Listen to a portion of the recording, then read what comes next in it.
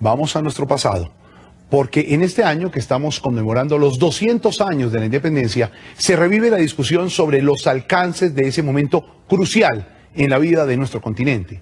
La América Hispana oficialmente celebra los gritos de independencia de la corona española, pero entre quienes se dedican a revisar la historia no hay certeza de que lo correcto sea que celebremos. Precisamente sobre esta discusión, Beatriz Gómez habló con el historiador Heraclio Bonilla. Él considera que la independencia fue un buen negocio o un mal negocio, dependiendo del lado por el que se le mire. Y explica por qué en un mismo continente colonizado por naciones europeas, el desarrollo posterior fue tan desigual. ¿A quiénes benefició la independencia? Y la respuesta es depende, ¿verdad? Por ejemplo, para la población indígena y para la población negra, sin duda fue un día de duelo. La población indígena perdió efectivamente muchos mecanismos de protección que tuvo durante los 3 largos siglos de la dominación colonial. Y no me parece una casualidad que Agustín Agualongo y los campesinos indios de Pasto se levantaran justamente en contra de del ejército patriota. La población afrodescendiente del Patíe, por ejemplo, la población afrodescendiente de Santa Marta, para mencionar solamente las regiones más importantes de Colombia, también, al igual que la población nativa, estuvo en contra de la separación. ¿Quiénes se beneficiaron entonces con la independencia? Los criollos. Una fracción de los criollos, no todos, por cierto, una fracción de los criollos. Miremos la riqueza. Sistema laboral indígena. Los españoles decían, los indígenas solo pueden prestar el 20% de la mano de obra a las haciendas de los españoles, para mantener ¿qué? Elevado la mano de obra, el costo de la mano de obra, lo que se le pagaba a los indígenas. Porque había escasez de mano de obra y por supuesto los precios de la mano de obra para los indígenas era muy alto. Les quiero comentar lo siguiente. Ese sistema, el primer decreto de la República, emanado de la mano de Miguel de Pombo, les quita este privilegio. Sacan las tierras de los indígenas a remate porque ya eran iguales al resto de los habitantes, ya eran, la República había alcanzado la igualdad, ya no podían tener privilegios, ni tierras, ni resguardos, esos eran privilegios, ya tenían que ser como nosotros, y sus tierras salieron a remate, y por supuesto fueron rematadas y compradas por las oligarquías locales. Primer decreto de la República. Los impuestos que había, muy altos, es que eran exagerados, qué horror. La alcabala era entre el 2 y el 6% en América. Hoy tenemos el 16% de IVA, ¿no? El quinto real, que era el 20% de los metales preciosos, no de otras cosas. Se encontraban metales preciosos de las minas, 20% IVA para la corona española y el 80% se quedaba en América. Los estancos, por supuesto que era papel sellado y otras cosas pues de los abogados. El diezmo eclesiástico, que era la contribución que hacían las haciendas, no las ciudades, pero las haciendas de los españoles, contribuían con un 10% de su producido a la iglesia para la evangelización y la restauración y construcción de templos. Que eso es de lo que se aprovecha, entre otras cosas, Nariño con los 92.000 pesos, porque él era tesorero de diezmos. Los territorios deficitarios, señores, eran Chile, el norte de Nueva España, todos esos desiertos del norte de México, y la Florida.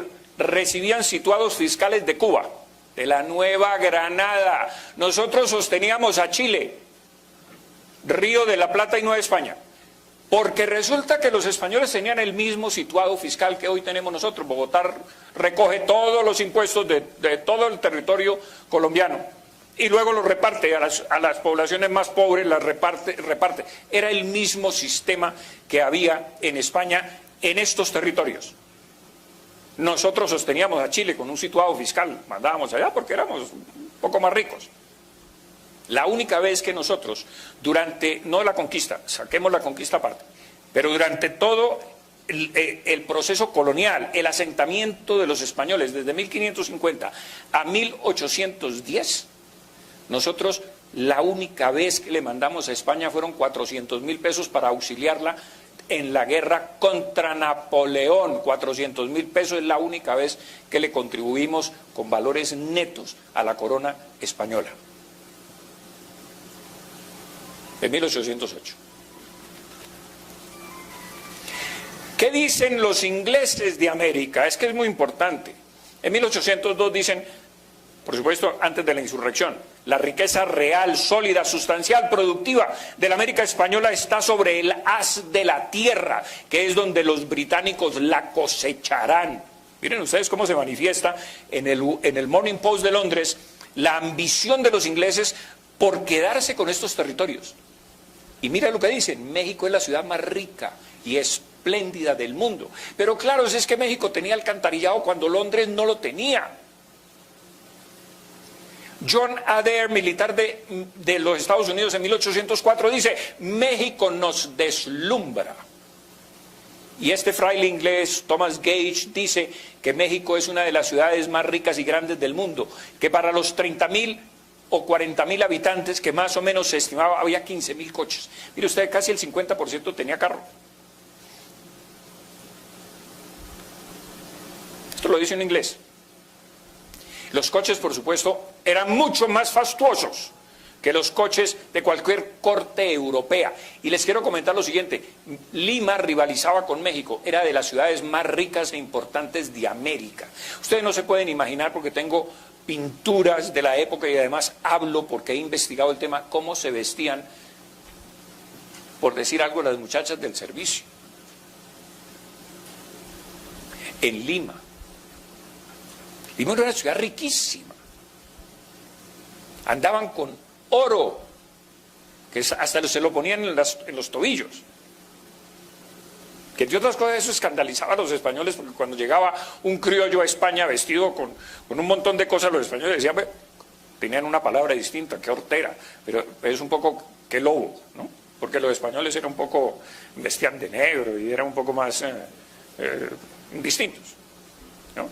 Pero ¿qué tal los mexicanos? Pues con todos esos trajes llenos de plata y esos sombrerotes y tal.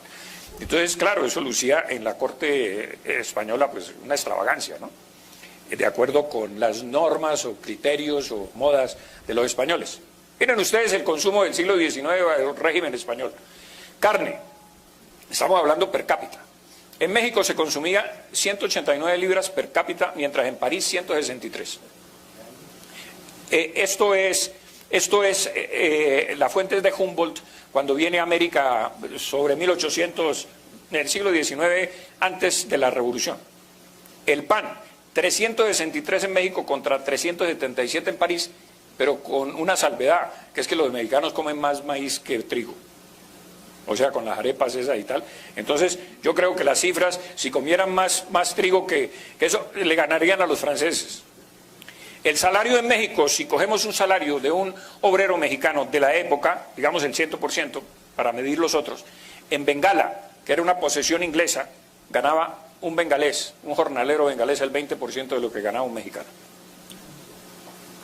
El minero, por supuesto, es de Sajonia, en Alemania. Miren, en Alemania, en México se ganaba 30 francos y en Alemania 4,50 francos a la semana de 5 días. ¿Que éramos pobres? ¿Que por qué no nos conquistaron los ingleses a ver si nos volvíamos ricos?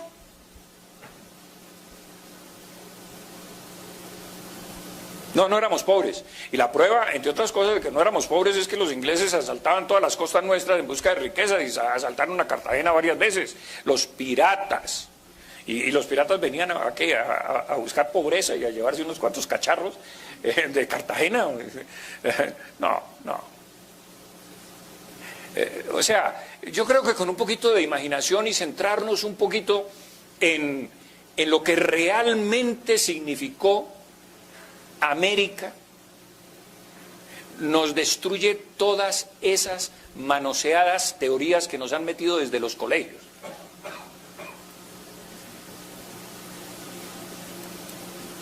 Medición del poder de compra de un jornalero mexicano, 1800.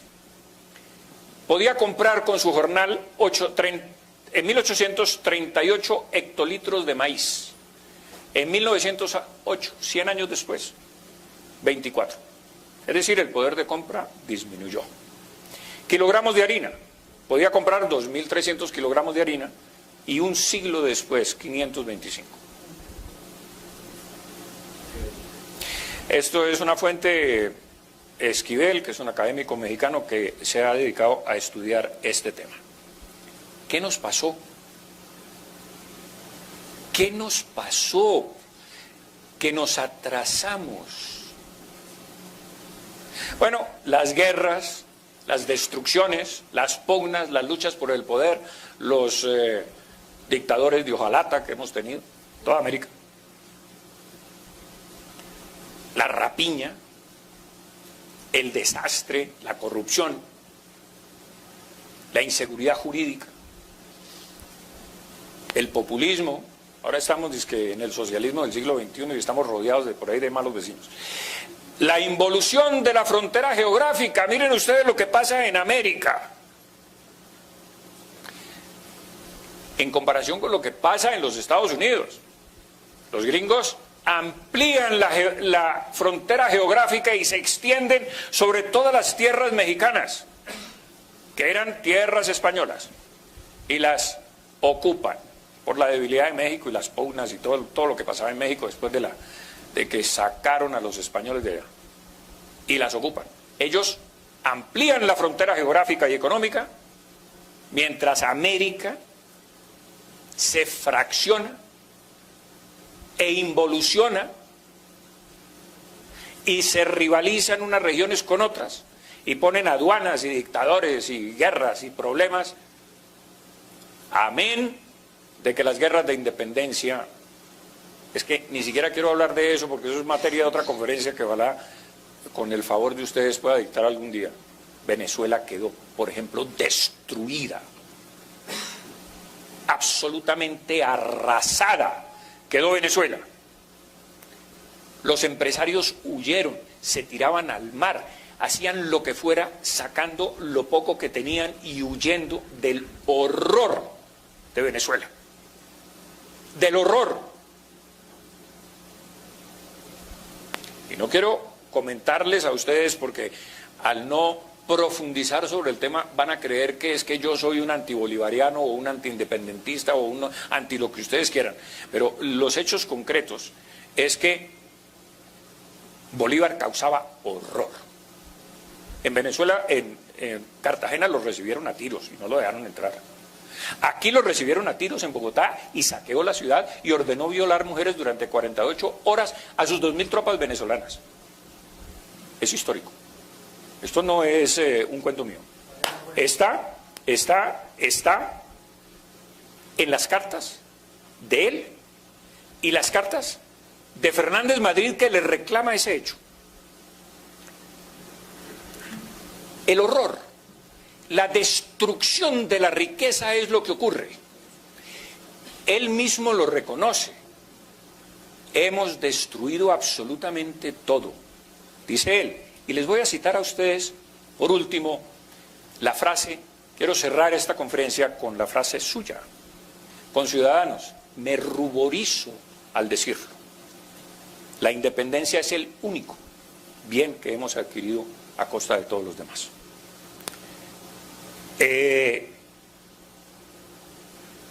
Pero un punto de reflexión importante, o dos puntos. Si quizás hubiéramos seguido unidos como una gran confederación hispanoamericana con España, tendríamos un peso específico mundial, político y económico muy superior al de los Estados Unidos.